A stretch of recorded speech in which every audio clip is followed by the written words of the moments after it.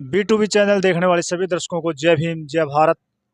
साथियों, नरवाना में फ़िलहाल मौजूद हाँ और मैं एक आपको खुशखबरी देना चाहता हूँ, जो लंबे समय से मुझे लगता है कि नरवाना के लोगों के लिए खुशखबरी आ नहीं रही थी। तो आज नरवाना में वो खुशखबरी आ रही है और वो जो खुशखबरी है, वो है हमारे प्रदेश के बहुजन समाज पार्टी के प्रदेश अध्यक्ष श्री कृष्ण जमालपुर जी, आज वो नरवाना में फ़िलहाल मौजूद है। और मैं दिखाना चाहता हूँ कि कैमरामैन भाई एक बार इन पर अध्यक्ष जी पे फोकस करें। और मैं बताना चाहता हूँ कि अध्यक्ष जी यहाँ पर एक शादी समारोह में आए हुए थे, तो हमने भी इच्छा जाहिर की कि बातचीत हो जाए और थोड़ी सी आज के विषय के बारे में और कुछ पार्टी के बारे में। तो सबसे पहले हम नरवाना में पहुँचने पर मैं अध्यक्ष जी का स्वागत करता हूँ, धन्यवाद करता हूँ। तो सबसे पहले जय भीम, जय भारत। जय भीम, जय भारत। जी। आपके B2B चैनल का मैं धन्यवाद करता हूं और आपको भी मेरी तरफ से और बहुजन समाज पार्टी हरियाणा की तरफ से जय भीम, जय भारत। सबसे पहले तो आपको प्रदेश अध्यक्ष नियुक्त किए जाने पर बहुत बहुत मंगल कामना, बधाई। धन्यवाद। मैं इसके लिए बहुजन समाज पार्टी की राष्ट्रीय अध्यक्षा परम आदरणीय बहन कुमारी मायावती जी, पूर्व मुख्यमंत्री उत्तर प्रदेश और कई बार लोकसभा और राज्यसभा की सांसद, बहुजन समाज पार्टी की एक बुलंद आवाज़ और देश और दुनिया में लॉ एंड ऑर्डर की जिंदा देवी कहे जाने वाली बहन कुमारी मायावती जी का और अपने केंद्रीय प्रभारी श्री रणधीर सिंह बेनीवाल जी का, तमाम केंद्र की यूनिट का आभार प्रकट करता हूँ। मेरे साथ इस समय हमारे प्रदेश के नेता और इस जोन को देख रहे पूर्व के अधिकारी SDO रिटायर्ड आदरणीय सूरज सिंह जी मेरे साथ हैं और हमारे B1 के साथी हैं। तो आज हम यहाँ एक शादी समारोह में बहुजन समाज पार्टी मान्यवर साहब श्री कांसीराम जी का जन्मदिन का जो प्रोग्राम 15 मार्च को होता है, तो प्रदेश स्तर पे बहुजन समाज पार्टी ने अब की बार हरियाणा के इस प्रोग्राम को एक भव्य और बड़ा संविधान बचाओ संकल्प, एक जनसभा, एक रैली कह लीजिए, वो प्रदेश स्तरीय कैथल में 30 मार्च को हम कर रहे हैं। उसकी तैयारियों को लेकर के मैं आज पानीपत जिला और करनाल की और सोनीपत की बैठक की। उसके बाद हमारे यहाँ पर एक पार्टी के ही मूवमेंट के साथी, उनके यहाँ एक शादी समारोह में मैं यहाँ शिरकत करने आया था। आप सब मिले, आपका धन्यवाद। और मैं कहना चाहता हूँ आपके B2B के तमाम चाहने वालों से, शुभचिंतकों से कि हरियाणा प्रदेश के अंदर अब की बार बहुजन समाज पार्टी सर्व समाज के भाइयों में खास करके जो शेड्यूल कास्ट बैकवर्ड के लोग हैं, जो भारतीय जनता पार्टी जिनका हमेशा पहले कांग्रेस ने इनको यूज़ किया और अब भारतीय जनता पार्टी आए दिन नए नए ड्रामे कर रही है, मैं उन सब से प्रदेश के कोने कोने में जा कर के अपील करूंगा और आने वाले चुनाव में हरियाणा के अंदर जो 2029 के अंदर चुनाव होंगे, तो निश्चित तौर पे बहुजन समाज पार्टी हरियाणा के अंदर अब की बार सत्ता प्राप्त करेगी, ये मैं आपको विश्वास दिलाता हूँ। और साहब श्री कांसीराम जी, जो परम पूज्य बाबा साहब डॉक्टर अम्बेडकर के बाद उन्होंने इस देश के दबे कुचले लोगों के लिए एक पॉलिटिकल प्लेटफार्म अपने जीते जी राष्ट्रीय पार्टी बना करके दी और देश के अंदर उनके नाम से नारा लगाया जाता है कि बाबा साहब का दूसरा नाम कांसीराम, कांसीराम, कि हम संविधान को भी बचाएंगे और अपनी सत्ता भी प्राप्त करेंगे। ऐसी मैं उम्मीद प्रदेशवासियों से करके हाथ जोड़ के उनसे विनती करता हूं कि आने वाली 30 तारीख को साहब श्री कांसीराम जी के जन्मदिन का जो प्रदेश स्तरीय प्रोग्राम है उसमें ज़्यादा से ज़्यादा आप पहुँचें, क्योंकि भारतीय जनता पार्टी आज प्रदेश के अंदर ऐसे हालात उन्होंने कर दिए हैं, वो दलितों के ऊपर आए दिन जुल्म ज्यादती हो रही है और कहीं पे मुसलमानों को टारगेट किया जाता है, खास करके संविधान की धज्जियाँ उखाड़ी जा रही हैं। बहुत बुरा हाल है प्रदेश के अंदर लॉ एंड ऑर्डर का, प्रशासन इनके बिल्कुल भी पकड़ में नहीं है। तो सभी प्रदेशवासियों से विनती है कि इस पाखंडी सरकार से अगर आप मुक्ति चाहते हैं तो अपने घर में आइए। मान्यवर कांशीराम साहब का बनाया हुआ ये घर बहुजन समाज जो इसके नीचे एक बार नहीं कई बार 4 बार उत्तर प्रदेश के अंदर अपनी सरकार बना करके उन्होंने महसूस किया है कि राज्य के अंदर क्या नज़ारे होते हैं। तो हरियाणा के अंदर भी अब की बार अपना राज बनाने का हम प्रयास कर रहे हैं। जी, समय समय पर आप अलग अलग पदों में रहे। इस बार प्रदेश अध्यक्ष की जिम्मेवारी मिली है, कितनी चुनौती समझते हो आप? मैं मैं बहुजन समाज पार्टी का एक समर्पित कार्यकर्ता हूँ। लगभग 98 से मैं पार्टी के भिन्न भिन्न पदों पे होते हुए यहाँ तक पहुँचा हूँ। मैं ये समझता हूँ ये हमारी एक जिम्मेवारी है और इसको लेकर के पद कोई भी छोटा बड़ा नहीं होता।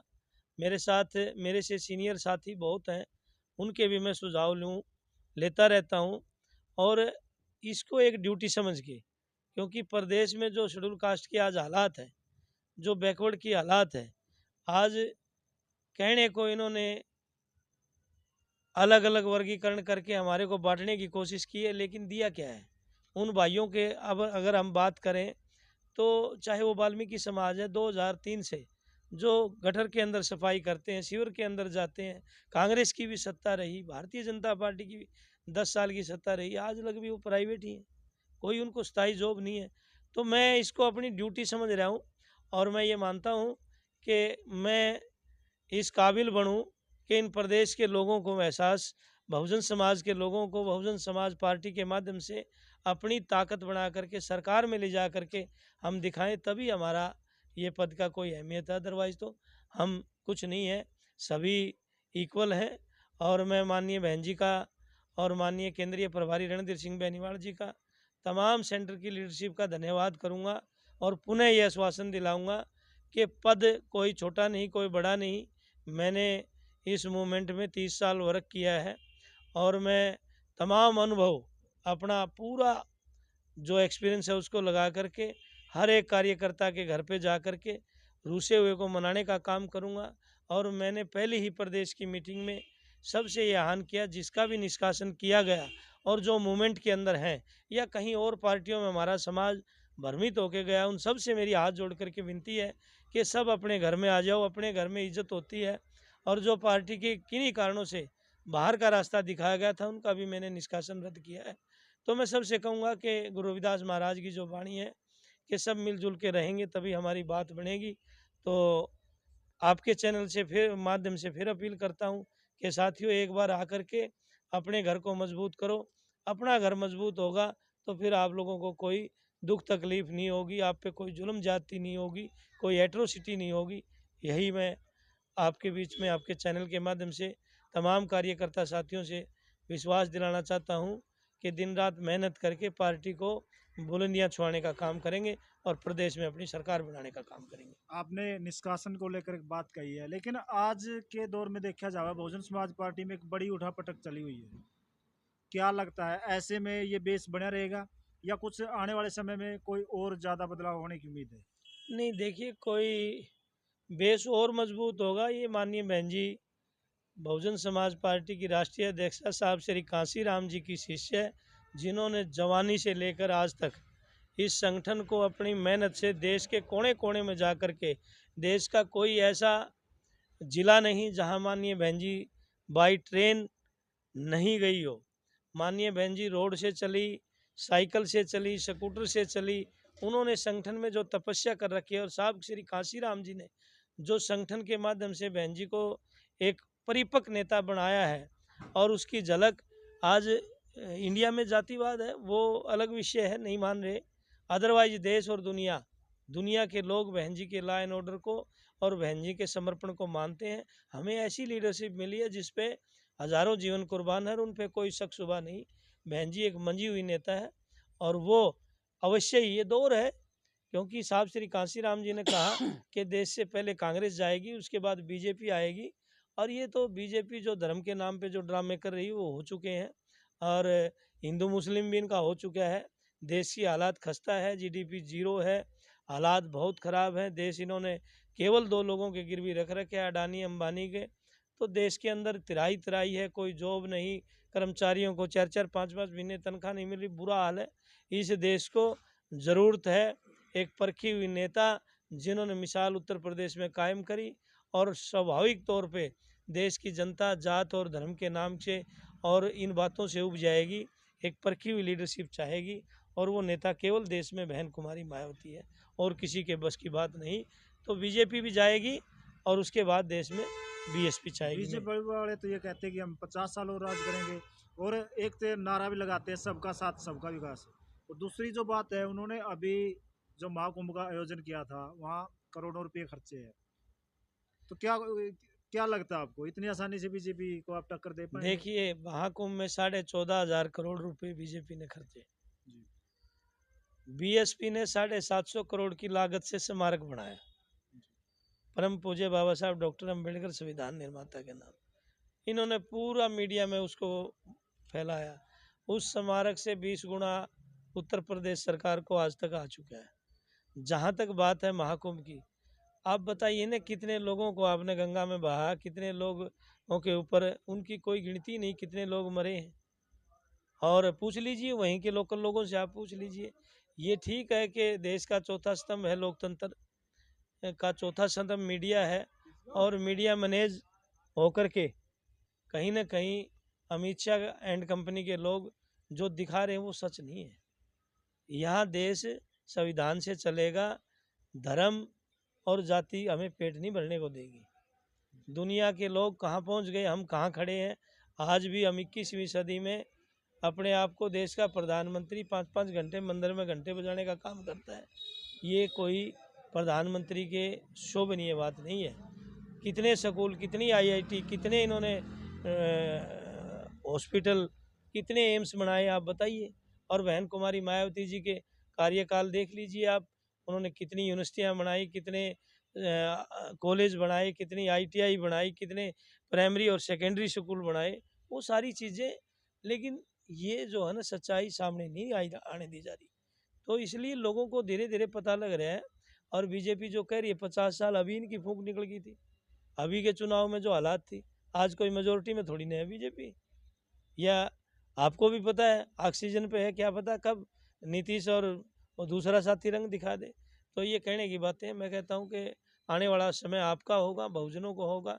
इस देश में तथागत गौतम बुद्ध के सपनों का भारत बहन कुमारी मायावती के नेतृत्व में स्वाभाविक रूप से बनेगा। आपने मीडिया को लेकर बात कही है, और आमतौर पर देखा जाता है कि जो एक बात खलती है हमेशा, कि बहुजन समाज पार्टी है जो इलेक्ट्रॉनिक मीडिया से बसती नजर आती है। ऐसा क्यों है? ऐसा कुछ नहीं है। मान्यवर साहब श्री कांशीराम जी ने इस देश में बहन कुमारी मायावती ने समय समय पे हमें सतर्क किया है, क्योंकि हमारे नेता कहते हैं इस देश में संवैधानिक बात, लेकिन उसका दुष्प्रचार किया जाता है कुछ स्वार्थी किस्म के, या वो पॉलिटिकल पार्टियों से बंधे हुए पत्रकार हैं, तो उसमें हमारी पार्टी को काफ़ी नुकसान होता है। इसलिए हम अपना जो वक्तव्य है वो बड़ा सटीक और सोच समझ के ही देते हैं। आपने देखा होगा परम आदरणीय बहन कुमारी मायावती जी हर बाइट, हर प्रेस कॉन्फ्रेंस में वो आपको लिखित में हम लेकर के आते हैं। उसका कारण यही है कि हम सच भी कहें तो उनको चुभ जाती है, तो इसलिए प्रूफ के आधार पर हम बोलते हैं। और मैं फिर लोकतंत्र के चौथे स्तंभ से यही आग्रह करूंगा कि देश और जनता के सामने वो एक्चुअल में जो सच्चाई है, देश कहाँ खड़ा है, कहाँ देश की अर्थव्यवस्था है, कहाँ हालात है, वो सब चीज़ें उजागर करें। और कुंभ के बारे में भी करें कि कुंभ में क्या है क्या नहीं। मैं इस पर ज़्यादा नहीं जाना चाहता, आस्था का मामला है, लेकिन अब जो लोग एक बार वहाँ गए हैं वो तौबा करके आए हैं, दोबारा नहीं जाएंगे। ये हालात है, ये हमने मीडिया में ही कहते सुना है। जी, एक अहम सवाल और है, जो पूर्व में रहे प्रदेश अध्यक्ष और अब जो प्रदेश अध्यक्ष है कृष्ण जमालपुर जी, तो अब क्या अलग करने वाले हैं?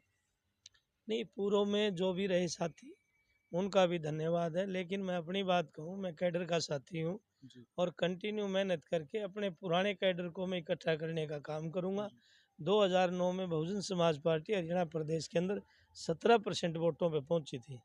मैं उन तमाम योद्धाओं को घर घर जा कर के अलख जगाऊंगा, साथ के साथ उनकी अणख जगाऊंगा, और उनके चरण वंदना करके उनको पार्टी का झंडा दे करके वही माहौल बना करके प्रदेश के अंदर balance power Bahujan Samaj party को बनाऊं। जी, बहुत बहुत धन्यवाद। Thank you. तो साथियों, अभी आपने सुना प्रदेश अध्यक्ष कृष्ण जमालपुर जी से, जिन्होंने तमाम बहुत सी बातें कही है पार्टी को लेकर भी, और जो वर्तमान सरकारें हैं उनको लेकर भी काफ़ी कुछ बोला है। आपकी अपनी क्या राय है? अपनी प्रतिक्रिया कमेंट बॉक्स के माध्यम से ज़रूर दें। सभी को जय भीम, जय भारत।